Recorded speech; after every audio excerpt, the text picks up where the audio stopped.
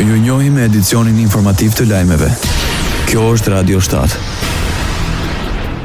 Ambasadori i Irlandës në Maqedoninë e Veriut, Brendan Ward, angazhohet për bashkëpunim në integrimin e vendeve të rajonit në Bashkimin Evropian. Gjatë paraqitjes të prioriteteve të presidencës së Bashkimit Evropian, ai tha se do të angazhohen për një integrim sa më të shpejtë të vendeve të rajonit në Union, ndërsa për Maqedoninë përmendi shkurt se e mbështesin fuqimisht. Ne do të punojmë drejt përfundimit të negociatave të antarësimit në malin e Zi dhe do të përpiqemi të arrijmë parim thelbësor në negociatat me Shqipërinë, Ukrainën dhe Moldavinë. Sigurisht ne e mbështesim fuqimisht dhe Maqedoninë e Veriut dhe antarësimin e saj në Bashkimin Evropian dhe do të punojmë së bashku me partnerët e Union dhe me autoritetet këtu në Shkup për të parë se çfarë përparimi mund të arrihet në këtë drejtim, tha Brendan Ward, ambasadori i Irlandës në Shkup.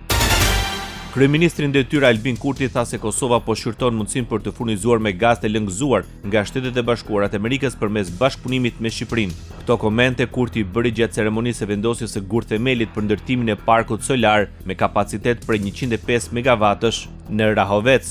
Dhe po shqyrtoj mundësinë për të përdorur gazin e lëngëzuar nga Shtetet e Bashkuara të Amerikës përmes bashkëpunimit me Shqipërinë në termocentralin e Vlorës.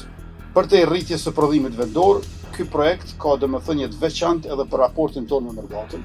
Kompania udhëheqëse e konsorciumit Orlati Group është e zhvilluar në Zvicër, ku ka fituar përvojë, kapital dhe standarde pune, të cilat tani po i sjell në Kosovë me investim afatgjat. Reagimi vjen pas tireve të vazhdueshme si nga ambasada amerikane ashtu dhe nga Dhoma Amerikane Ekonomike në Kosovë që vendi i bashkohet përdorimit të gazit të lëngshëm, LNG. Radio 7, zëri pozitiv i qytetit.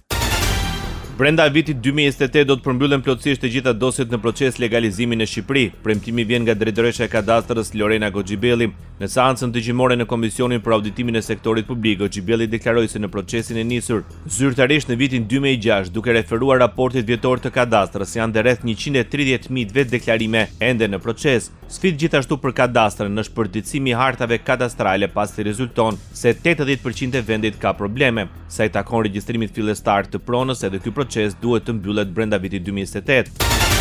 Për herë të parë në Shqipëri pritet të rregullohet me ligj dhe administrimi i kriptomonedhave të sekuestruara apo konfiskuara. Vitin e kaluar vlera e pasurive të sekuestruara dhe konfiskuara vetëm nga SPAK në kripto ishte 45.4 milion euro, por në mungesë të portofoleve digjitale ju kërkuan ndihmë autoriteteve italiane. Sipas draftit të depozituar në kuvent, Agjencia e Administrimit të Pasurive të sekuestruara dhe të konfiskuara do të përfshihet në administrim kategorisht të reja të pasurive për të përshpejtuar procedurat deri në shitjen e tyre. Bota. Bashkimi Evropian dhe Ukraina nënshkruan marrëveshje për të rritur së bashku prodhimin e dronëve. Marrëveshja u njoftua të mërkurën nga presidentja e Komisionit Evropian Ursula von der Leyen dhe presidenti i Ukrainës Volodymyr Zelensky në Kiev. Nisma synon të kombinojë bazën industriale të Bashkimit Evropian me ekspertizën kryesore botërore të Ukrainës të fituar gjatë më shumë se 4 viteve të luftimeve kundër trupave ruse. Dronët kanë qenë thelbësor në ndihmën e Kievit për të kapërcyer disavantazhin e fuqisë punëtore dhe për të nisur sulme me rrezet të gjatë veprimi kundër rafinerive ruse të naftës, duke shkaktuar një krizë karburanti.